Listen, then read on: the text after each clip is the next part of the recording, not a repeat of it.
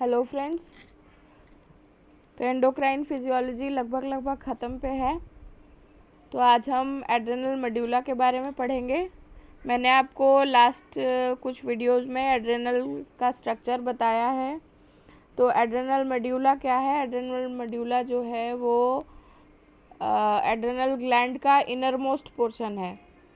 Outer cortex होता है which is divided into zona glomerulosa, fasciculata and reticularis. उसके बाद आता है मेड्यूला। तो 80% ऑफ द ग्लैंड जो है कॉर्टेक्स था, ये 20% ऑफ द ग्लैंड है। तो ये 20% ग्लैंड जो है ये सिंपैथेटिक नर्वस सिस्टम से रिलेटेड होता है। सिंपैथेटिक नर्वस सिस्टम आपने पढ़ रखा है शायद कि सिंपैथेटिक क्या होता है, फाइट एंड फ्लाइट के लिए रिस्पॉन्सिबल होता है, मतलब कि स्ट्रेस कंडीशंस के लिए रिस्पॉन्सिबल होता है। तो ये इसके एड्रेनल मेड्यूला के जो हार्मोन्स हैं ये सब आपको कब काम आएंगे? जबकि आपकी बॉडी स्ट्रेस से ओवरकम कर रही होगी। तो with this gist in mind हम आगे देखते हैं कि हमारा एड्रेनल मेड्यूला क्या है और कैसे काम कर रहा है। तो पहले जान लीजिए कि ये कौन से हार्मोन सेक्रीट कर रहा है।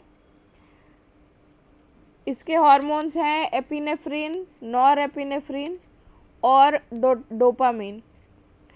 तो इसको जो है क्या कहते हैं कि कैटेकोलामीन्स कहते हैं, इनको कैटेकोलामीन्स कहते हैं इन हार्मोन्स को। और ये क्या होता है, सिंपैथेटिक स्टिमुलेशन के रिस्पांस में ये हार्मोन सेक्रीट होते हैं। सिंपैथेटिक माने स्ट्रेस हार्मोन्स। अब ये देखिए ये आते कहाँ से हैं? एपिनेफ्रिन, नॉरएपिनेफ्रिन आते कहाँ से हैं? तो ये प्री गैंग्लियोनिक सिंपैथेटिक फाइबर्स हैं जो कि ये पूरा पाथवे ट्रैवर्स करते हैं। क्या करते हैं? पहले कहाँ जाते हैं? ये इंटरमीडियोलैटरल हॉर्न सेल्स स्पाइनल कॉर्ड का, इनमें कोई जो है स्प्लिटिंग नहीं है, कोई बाइफर्केशन नहीं है, ठीक है। Pre ganglionic sympathetic nerve fibers कहाँ गए? Intermediolateral horn cells of spinal cord में। वहाँ से ये सिंपैथेटिक चेन को ट्रैवर्स किए, उधर से स्प्लैंचनिक नर्व्स में गए, finally adrenal medulla. Adrenal medulla जो है यहाँ पे ये एंड हो जाते हैं कहाँ? मॉडिफाइड न्यूरोनल सेल्स में, ठीक है।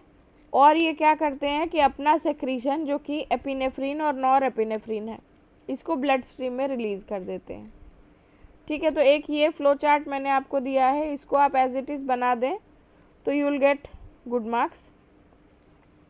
इंटरमीडियोलैटरल हॉर्न सेल्स स्पाइनल कॉर्ड, इससे सिंपैथेटिक चेन में आया, स्प्लैंचनिक नर्व्स में आया और एड्रेनल मेड्यूले पे पहुंचा। वहाँ पे एंड हो गया कहाँ? मॉडिफाइड न्यूरोनल सेल्स में। और इसने अपने हार्मोन्स जो कि कैटेकोलामीन्स हैं इनको ब्लड स्ट्रीम में रिलीज कर दिया। देर आफ्टर देखिए सिंथेसिस कहाँ हो रही है एपिनेफ्रिन और नॉरएपिनेफ्रिन की, कैसे हो रही है? तो इसका एक फ्लो डायग्राम है। ये टायरोसिन हार्मोन है। टायरोसिन हार्मोन से आई है हमारी ये जो हमारे हार्मोन्स हैं, ये टायरोसिन अमीनो एसिड से बनते हैं। टायरोसिन से का यहाँ पे मैं आपको एंजाइम्स भी बताती चलती हूँ। यहाँ पे हाइड्रोक्सिलेज काम करता है। हाइड्रोक्सिलेज एज लग जाता है तो एंजाइम हो जाता है, नहीं तो टायरोसिन से टायरोसिन हाइड्रोक्सिलेज, जब इसमें क्या कहते हैं एंजाइम ने काम किया तो इसने क्या बनाया? एल-डोपा, ठीक है। ये एल-डोपा जो है ये क्या बनाता है? डोपा डीकार्बोक्सिलेज, ये एंजाइम है। देखिए TH लिखा है इस डायग्राम में, ये मैंने इंटरनेट से लिया है। तो TH क्या है? टायरोसिन हाइड्रोक्सिलेज एक एंजाइम है जिसके कारण टायरोसिन से डोपा बन रहा है और ये डोपा डीकार्बोक्सिलेज से क्या बन रहा है, डोपामीन बन रहा है। ठीक है, तो डोपामीन आपका पहला कैटेकोलामीन है। उसके बाद इसमें एंजाइम काम करेगा कौन सा, dopamine beta hydroxylase, dopamine beta hydroxylase. और ये क्या बना देगा, ये नॉर एपिनेफ्रीन बना देगा। ठीक है, अब ये नॉर एपिनेफ्रीन जो है ये फिर नॉर मेटा एपिनेफ्रीन बनाएगा, नॉर मेटा एपिनेफ्रीन बना देगा।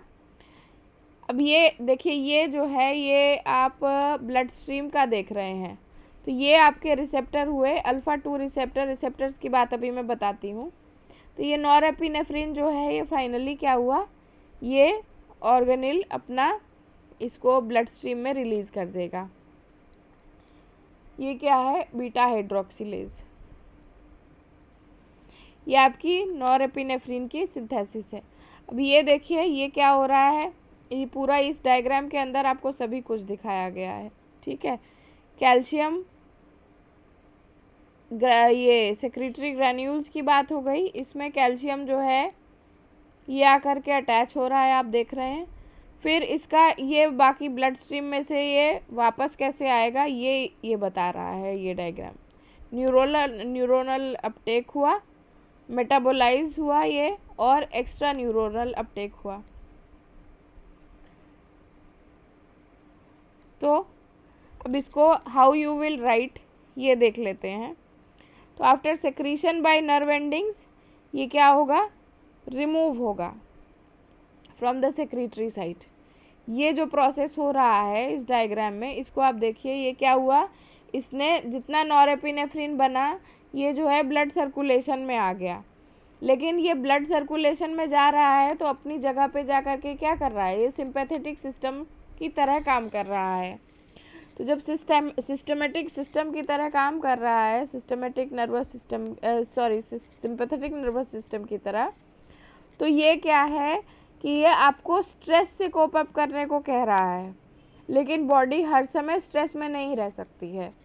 तो स्ट्रेस में अगर बॉडी हर समय नहीं रह सकती है तो इसको क्या होगा, और ये हार्मोन जो है ये स्ट्रेस से ही काम कर रहा है, तो आपको क्या ज़रूरत है, आपको ये नॉरएपिनेफ्रिन जैसे ही स्ट्रेस कंडीशन हटी है वैसे ही आपको इस हार्मोन को हटाने की ज़रूरत है। और मैंने आपको कई बार बताया है कि हार्मोन का एक्शन जो है विद इन माइक्रोसेकंड्स होता है। तो नॉरएपिनेफ्रिन ज़्यादा देर अगर ब्लड में है तो ये आपके लिए नुकसानदायक है, तो इसलिए ये नॉरएपिनेफ्रिन का क्लियर होना भी ज़रूरी है। तो जब नॉरएपिनेफ्रिन को क्लियर होना है तो वो कैसे क्लियर होगा ये देखते हैं। देखिए पहला क्या है कि reuptake into adrenergic nerve endings by active transport. तो 50 to 80% जो है ये न्यूरोनल रीअपटेक हो जाता है। ठीक है, 50 to 80% जो है ये न्यूरोनल अपटेक से क्लियर हो जाता है ब्लड स्ट्रीम से। ये मेजर सोर्स है। सेकंड क्या हुआ, diffusion away from nerve endings, diffusion away from nerve endings into surrounding body fluids. देखिए ये हुआ सेकंड, डिफ्यूजन इनटू ब्लड। तो 80% हार्मोन आपका ऐसे निकल गया, उसके बाद बचा कितना, 20%। तो 20% का जो मेजर पोर्शन है, मेजर पोर्शन जो है वो डिफ्यूज़ होता है ब्लड में। ठीक है, फिर उसमें से भी जो बाकी बचता है वो क्या हुआ, वो बॉडी टिश्यूज़ में मेटाबोलाइज हुआ। तो जो आगे लिखा हुआ है उसमें फर्स्ट प्रोसेस ये हुआ आपका न्यूरोनल अपटेक, सेकंड क्या हुआ, डिफ्यूजन इनटू द ब्लड, और थर्ड क्या हुआ, एक्स्ट्रा न्यूरोनल अपटेक माने टिश्यूज़ का अपटेक। ठीक है, डिफ्यूजन इनटू द ब्लड, उसके बाद destruction of small amounts into tissue enzyme by tissue enzymes. ठीक है, फिर there after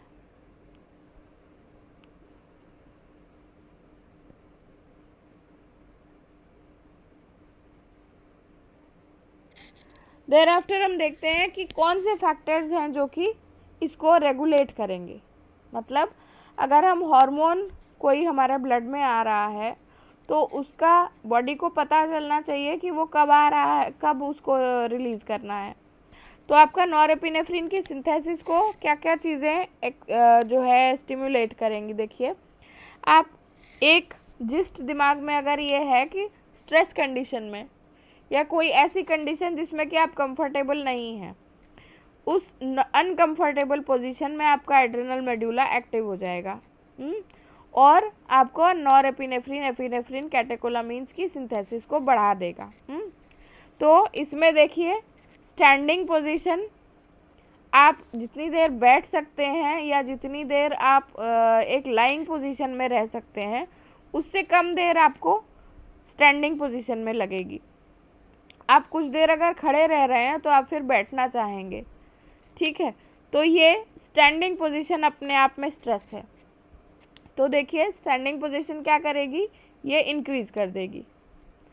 their after exercise से ये वेरिंग डिग्री होता है। मतलब कुछ एक्सरसाइजेज हैं जैसे एरोबिक्स है या कार्डियो वर्कआउट है, उससे जो है कैटेकोलामीन की सिंथेसिस बढ़ेगी। वही ऑन द सेम टाइम क्या है, योगा जैसी एक्सरसाइजेज हैं अगर, तो वो क्या करती हैं, वो सिंपैथेटिक नर्वस सिस्टम को नहीं बढ़ाती हैं, वो पैरासिम्पैथेटिक स्टिमुलेशन बढ़ाती हैं।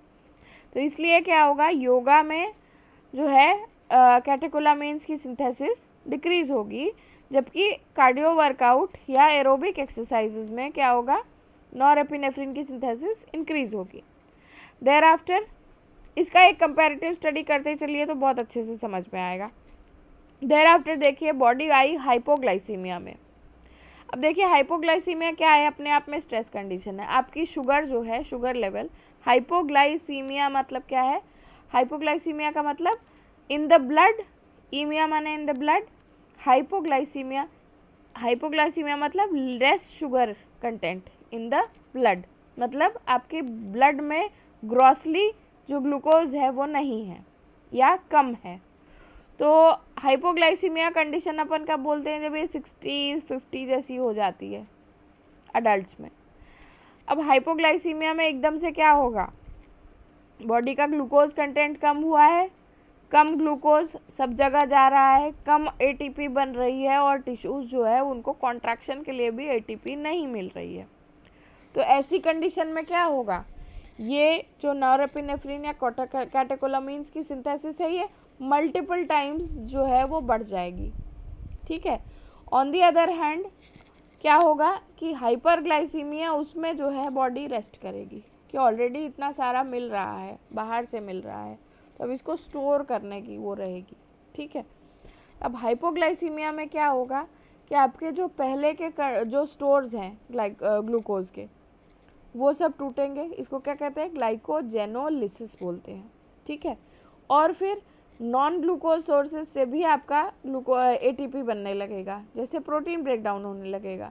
जब बॉडी को बाहर से कार्ब्स नहीं मिल रहे हैं या बाहर से उसको ग्लूकोज नहीं मिल रहा है, तो क्या करेगी, सरवाइव करने के लिए प्रोटीन ब्रेक डाउन करना शुरू करेगी। तो हाइपोग्लाइसीमिया में ये सारी चीज़ें होने लगती हैं, आपका लिवर एक्टिव हो जाता है। तो हाइपोग्लाइसीमिया में क्या है, नॉरएपिनेफ्रिन की सिंथेसिस बढ़ जाएगी। On the other hand hyperglycaemia में ये घट जाएगी। देयर आफ्टर देखिए, सिगरेट स्मोकिंग, सिगरेट स्मोकिंग जो है ये बढ़ा देता है नॉरएपिनेफ्रिन सिंथेसिस को। सर्जरी अपने आप में एक स्ट्रेस कंडीशन है तो वो भी बढ़ा देती है। कीटोएसिडोसिस ये भी बढ़ा देता है। मायोकार्डियल इन्फ्रैक्शन ये भी स्ट्रेस कंडीशन है, ये भी जो है कैटेकोलामीन सिंथेसिस बढ़ा देगा।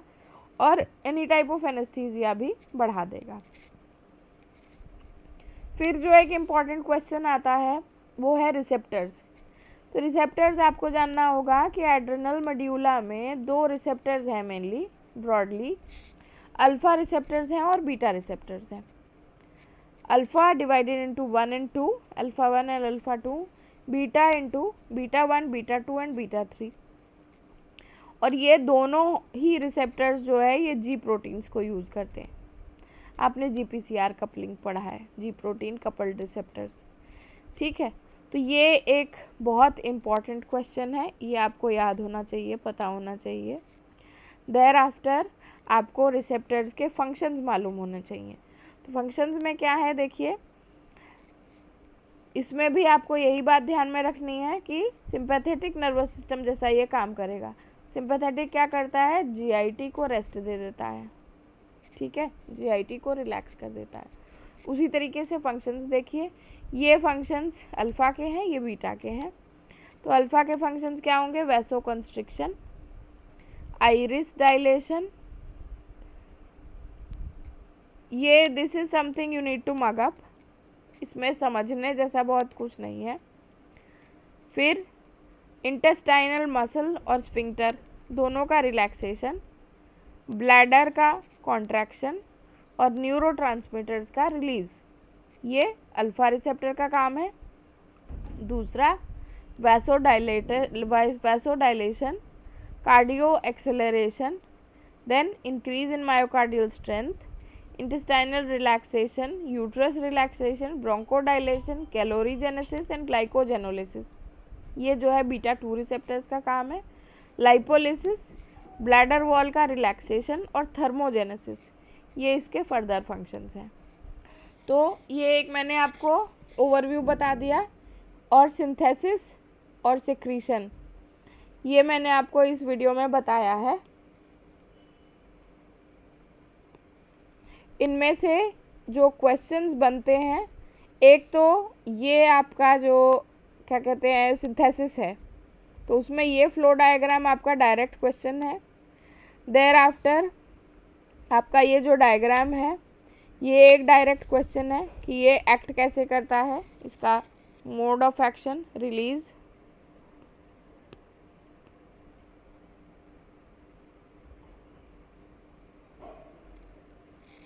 सिंथेसिस एंड रिलीज, ये अपने आप में एक शॉर्ट क्वेश्चन है। देयर आफ्टर इसका मोबिलाइजेशन कैसे होता है, ये अपने आप में एक शॉर्ट क्वेश्चन है।